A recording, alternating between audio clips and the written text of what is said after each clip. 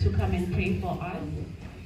For we are created in Christ Jesus to do good works, which God prepared in advance for us to do. And it's fine. I think we've been invited because of the creativities. We have the authors, we have the publishers, all stakeholders are together here, the Tzaneen municipalities and all the districts. So all the creativities are going to come together and we are going to share, we are going to network. What I didn't know today, when I leave out of that door, I'll be knowing it. Hallelujah. So I just want to say, be welcomed in Jesus' mighty name. Now let's invite God as we are still going to start. Ladies and gentlemen, let me greet you again on behalf of the Director of Community Services who was supposed to be here, but due to other commitments. So, my program director has already indicated that if we stick to the time allocated, we'll be able to finish by 12 o'clock. I'm just going to straight forward to the list provided to me by the program manager. I'm going to maybe, because it's long that we're sitting here, I will start from the bottom. We've got a toilet in the administration, and it's user-friendly because it's clearly indicated if you are a man, you will receive, if you are a woman. Mom can say, you can say good morning because you don't know Shona. Very say. Mom can say to you, thank you very much. Before I say something here, I want to impress my professor. I know you are old, but I just want to ask you to stand so that the people can see you. The man who inspired me, that's Professor Chengu. He was my lecturer at the University of the North, not Limpopo. No. University of the North. He was my professor, my teacher in history. Yes, he was with the late Professor Pretorius. He taught me history 101. When we were doing still syllabus, we were doing it in semesters, not syllabus. In semesters. In 1985. Some of you were not yet born. Some of you were not yet born when I was at the first year student at the University of Limpopo. Thank you very much. My task here is to give the purpose of this event. The main purpose is to celebrate Readathon and the Heritage Month. Our Minister Mackenzie, has launched the Heritage Month. I saw him on TV yesterday. He was launching the Heritage Month. So we are taking from him going forward from the Government of National Unity. Mackenzie is the Minister of Sport, Arts and Culture. So today in Haenertsburg Hall, we are aiming to celebrate Readathon and the Heritage Month through literally talent of Booktalk. This is the main primary purpose of why we are here today. We are also to share, to get experiences of authors, the challenges they experience. I was talking to my gardener in the morning before the program could start. He was telling me about the challenges that they face with regards to making your manuscripts to be published and so on and so on. So the publishers, I see there is publishers, they will also be telling us the challenges that they face to accept the authors and so on. Those challenges will be able to be shared, and the aim is to make sure that we unearth talent and give support, how they can be given support and process. The main responsibility comes as a result, the joint program comes as a result. I always say to people, library services is a provincial mandate. We get the mandate from Schedule 5 of the Constitution, Act 108 of 1996. That's where, as a Department of Sport, Arts and Culture, we get our mandate from. Because historically, municipalities have been doing library services. So we collaborate with the municipalities through a service level agreement. But we are on our road towards provincialization of libraries. Fortunately or unfortunately, I've been requested to chair a task team that will do provincialization. We are not yet there. There is still them and us. Librarians who are appointed by the municipality and librarians appointed by the department. There is still some issues that needs to be mellowed into one, because we are doing one thing, library services. And this talk must get us closer to each other and provide the service to the young ones, elderly I ones. buy a lot of books. I'm a bookworm by special one. So I just wanted to try and get something special in here. So, but I'm weighing, obviously, between this and this.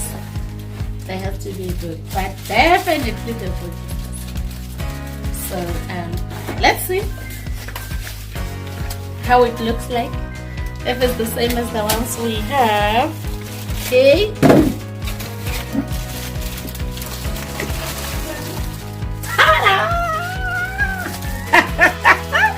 Wow! Is this even real? So this is how the book come. Yes, from From yours truly. From Yours truly. take a lot. Take a lot.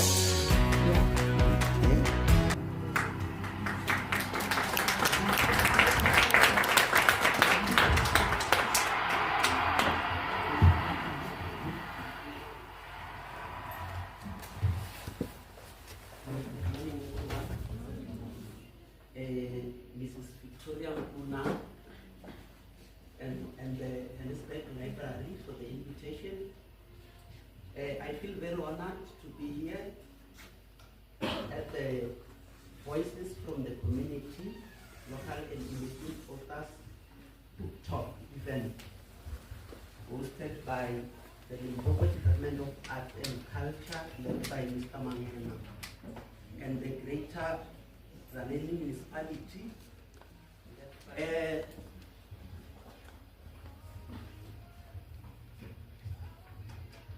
My name is Mr. Sewapa Matomi, and I'm the author of this book called Along here. I came with my niece, Kamorelo. She's a student at the University of Limpopo. She's doing Bachelor of Arts in Languages. So I'm trying to motivate her. Kamorelo, you can wave so that they can see you.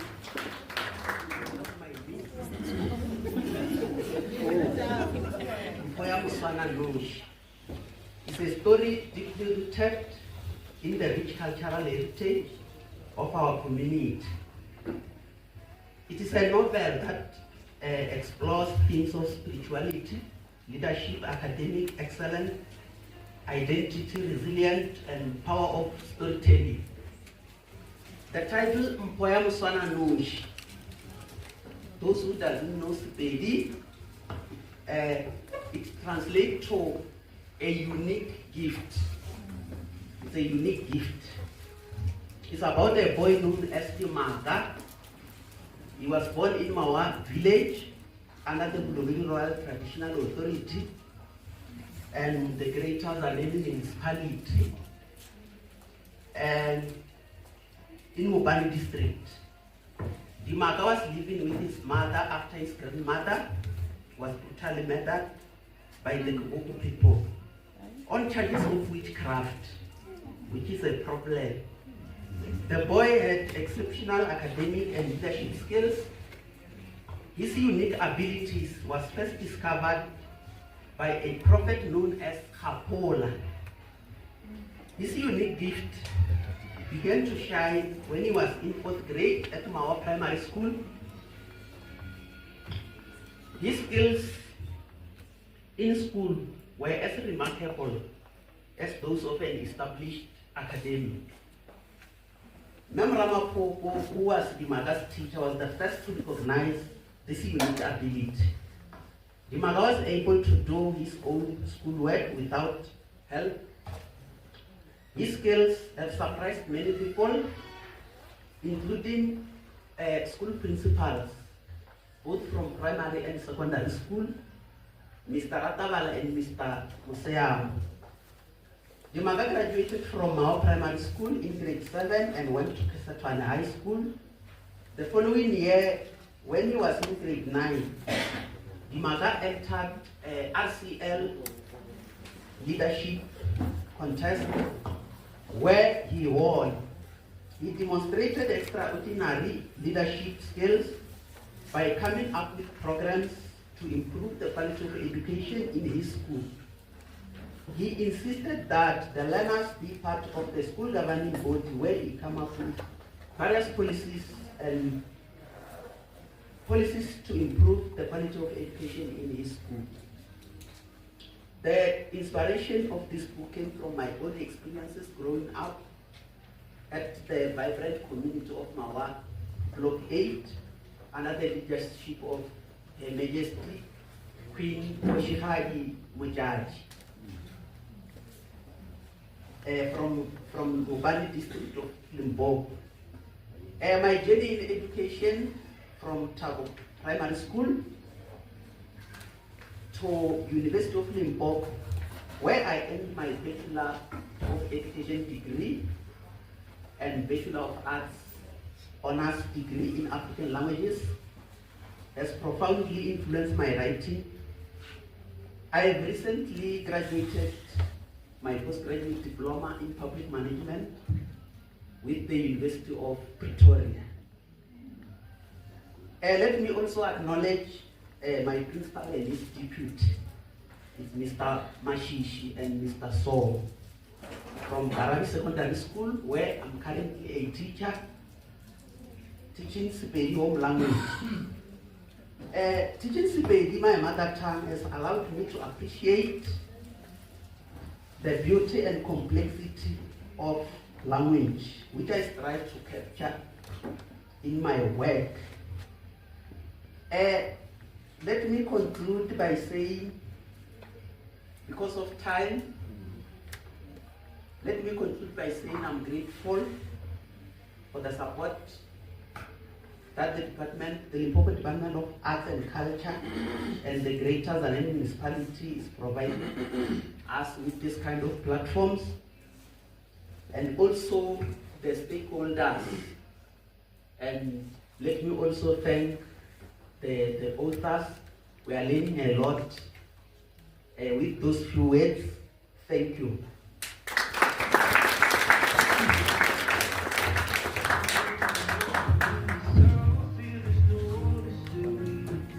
Thank you so much. We are very grateful to have you with us today. And I must say, time is an enemy. Thank you for this opportunity. Greetings to everyone in the house. Protocols observed. I'm here to share with you my book, which is Kupela Karona. This is the book. This book was written by me. It was reviewed by Professor Golele, former Vice Chancellor of University of Limpopo. It's a Xitsonga drama.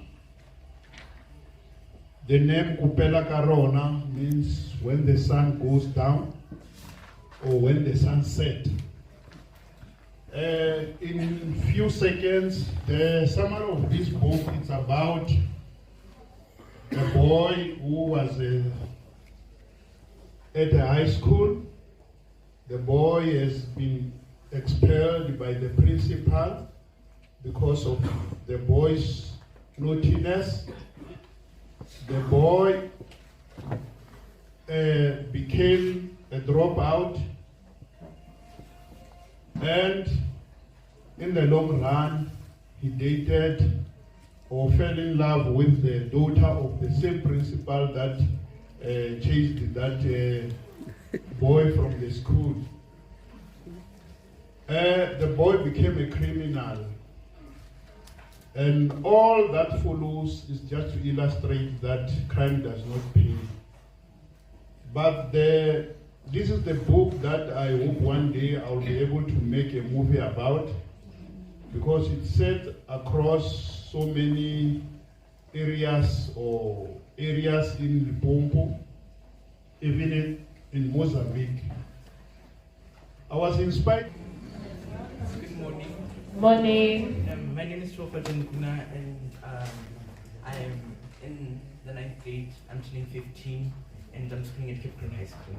So I am an upcoming author because I've been writing, but then I haven't yet published. But I do believe that in the near future, I will have all my pieces of work published. So I involved myself in writing poetry, and I'm also a novelist. So last year, I stood before a panel just like you, and I spoke about my novel titled, it was titled The Well in the Forest, Stepping into the Unknown, which is about two best friends. It's fictional, which is about two best friends who wander into the unknown, and so like now they have to find their way back to their home village. But that's not what I'm going to talk about today. Today I'm going to talk about my poetry works. So I write poetry because with poetry you can express your emotions. There are certain things that we as human beings want to say, but then we just can't express them. So I find writing poetry some sort of place where I can express my emotions. So within my journey within writing poetry, I noticed that many human beings suppress their emotions, that they do not want to express their emotions because maybe they fear being judged by people. Maybe they don't want other people to feel bad about the way that they feel about. So within this, I was going through a journey of like how you can express your emotions. But there are certain people who express their emotions in the wrong way. So I wrote a book of poetry titled The Heart is the Mind, a storage of unexpressed emotions. Certain people have emotions that they want to express, but they cannot. And they end up having so much weight into the heart that the heart cannot contain anymore. That we express our emotions in the wrong way sometimes. And I wrote this book so that you can express your emotions in the right way. For example, when you have emotions of anger, resentment, there are certain things that you can do. You can express that anger in the wrong way. You can go and use violence. You can go and use manipulation. And that is the wrong way. That's the wrong way of expressing your anger. So my book just tells you how you can express certain types of emotions, because I also experienced it. When I had a friend who spoke against my back, he said nasty things, not bad things, nasty things about me. And I was definitely angry, and I manipulated people not to talk to him, to go against him, until I noticed that that was wrong. And so with that, I saw that there's a way for me to express my anger in the right way as possible, for me to forgive that person instead of using violence against that person, to forget the actions that they did to learn from that, to change myself also. So I'm just going to read a short poem under the topic of resentment. So like there are 24 poems all in all. I'm still busy with it. I believe that it will get published, yes. So it is called Learn under Resentment. My heart took in a lot. My brain surely never thought the heart would be so absorbent and do not ignore it. Like a knife, his words pierced through my heart. Like a sponge with holes, my heart took in all the litters of hurtful words. I forgave him and forgot all the harm he did to me, but furthermore, I loved him. But what did I do? What did I get out of all the sums of excruciating pain? I learned to calm down.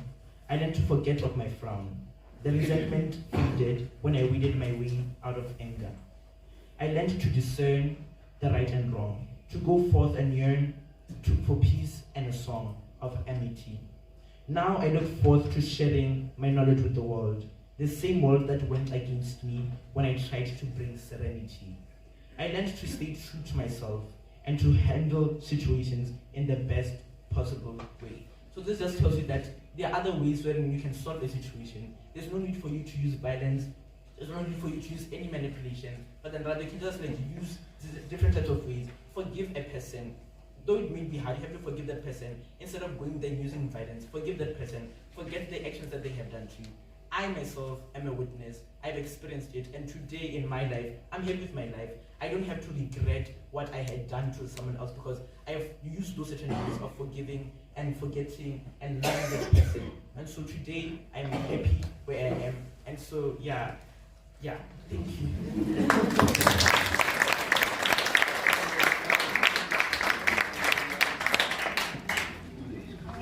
But I don't mind at all. Thank you for inviting me, and I must first of all say thank you to our lovely librarian Victoria. Where's Victoria? Where is it? You know, the one thing that's nice about having been a lecturer is to see your ex-students, your old students. I mean, I came here today and I saw Mr. Mangena. And the position now that he's in, what he achieved in life, maybe I've contributed just a little bit to get him there. But it's nice to see you again. By the way, he was very naughty as a student. He was too involved in politics. No, I'm actually joking. It's nice to see you again, Mr. Mangena. I was privileged. I grew up in a house with books. The way I think, if I correctly understood Victoria, is that I would say something about why I decided to become a writer. And in doing so, hopefully inspire the young people to become writers. Now, I grew up in a house where we had books, and I had a mother who inspired me to instill in me the love, first of all, for good music, what we generally refer to as classical music, but also my love for books. You know, when I started reading on my own, in other words, when I went to school and I could read a book, one of the very first books my mother gave me was Jock on the Bushveld. And I always say, I mean, Sir Percy Fitzpatrick wrote it for children.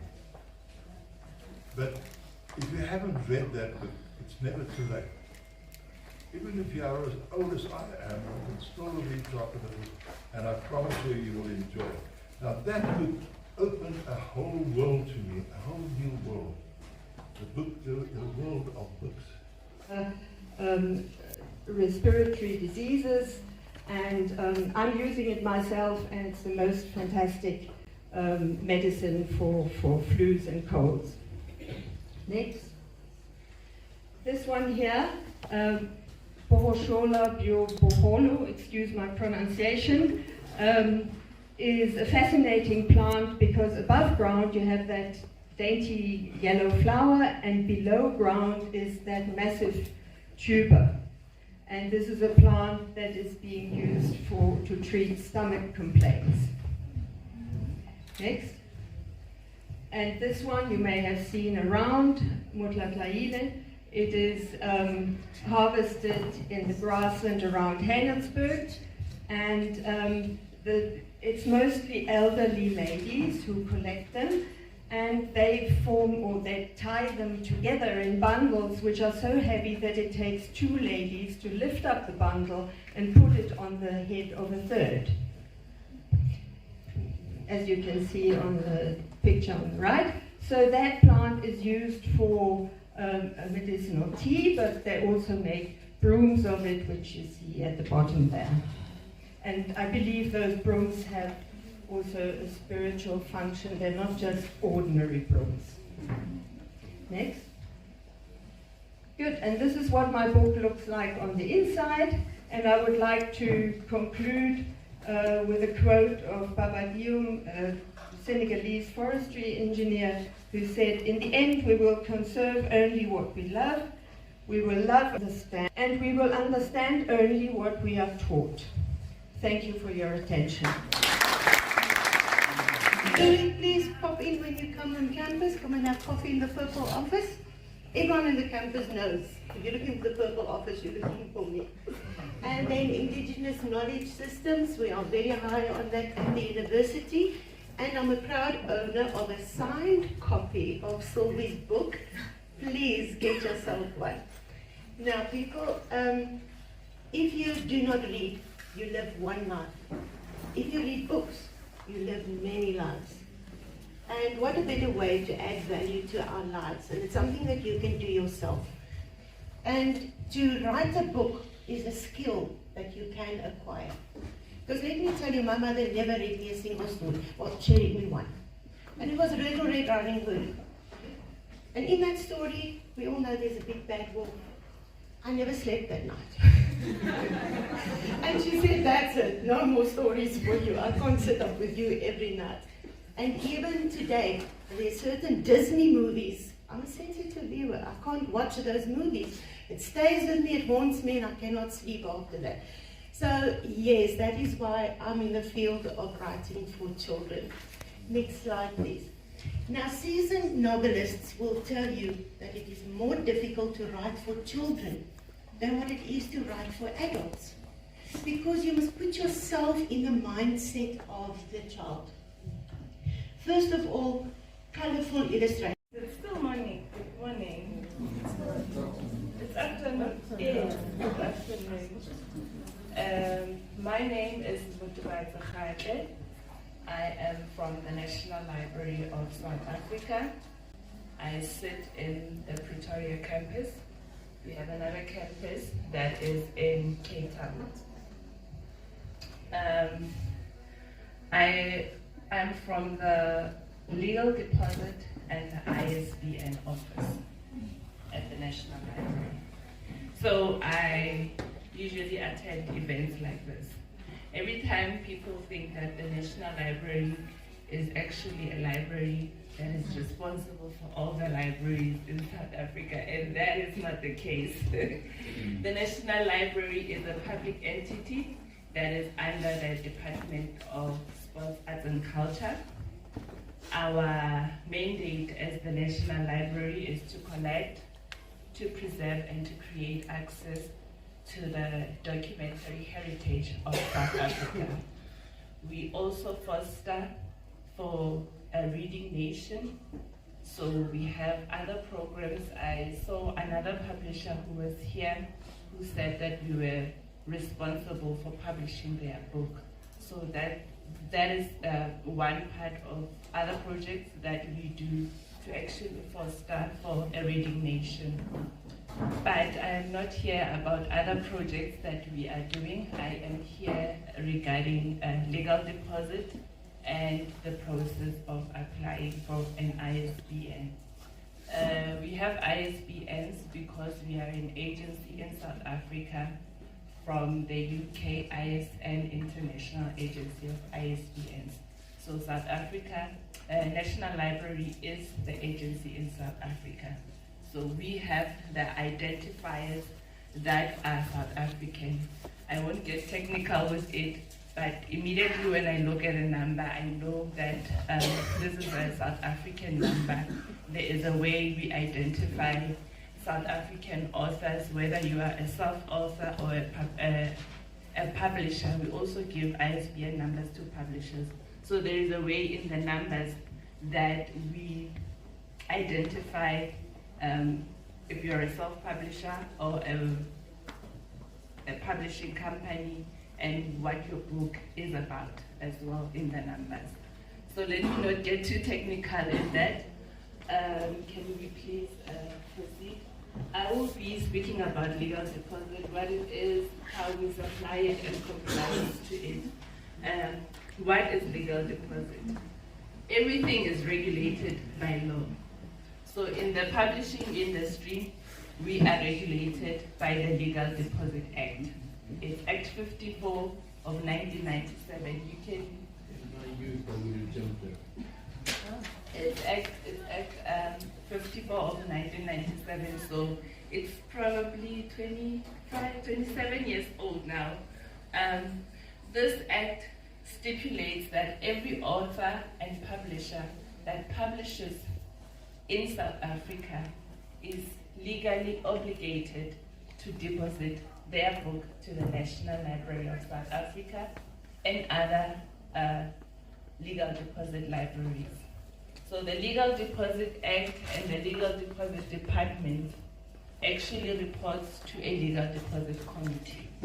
We have a committee that oversees everything that we do.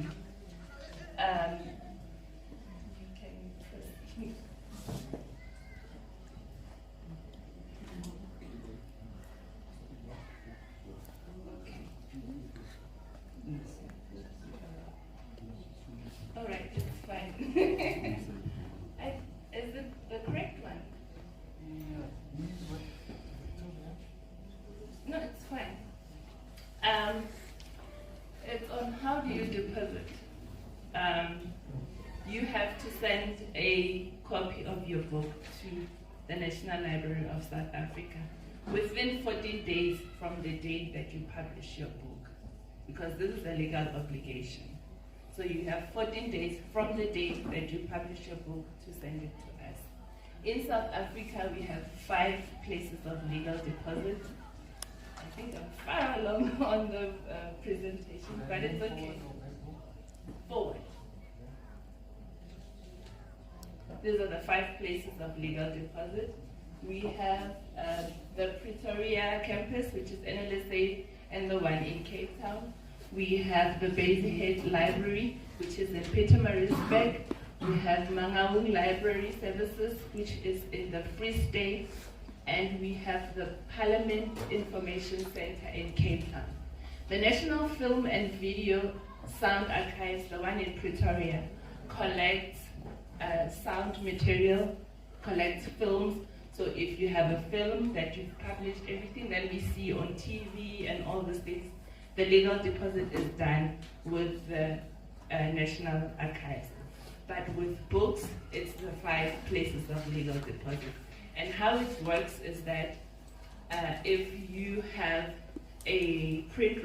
We are fortunate, we are thankful to have you, because when we talk libraries, we are talking the constituency of the municipalities. And we are so thankful because whatever we do it together, we collaborate as a department and the municipality. Your support is always appreciated. Thank you. One thing about authors, writers, they are very selfless. There are people who always share their creativeness. and they can unleash all what they have in their hearts. Even when they go to the grave, they go empty. So we really appreciate Mr. Matume. Yeah, we heard you shared a very important message. You told us about the complexity of our languages. You told us how beautiful to know the indigenous languages. You also told us about the witchcraft that you witnessed, which we really believe that it will change our mindsets, more especially the youth and everybody.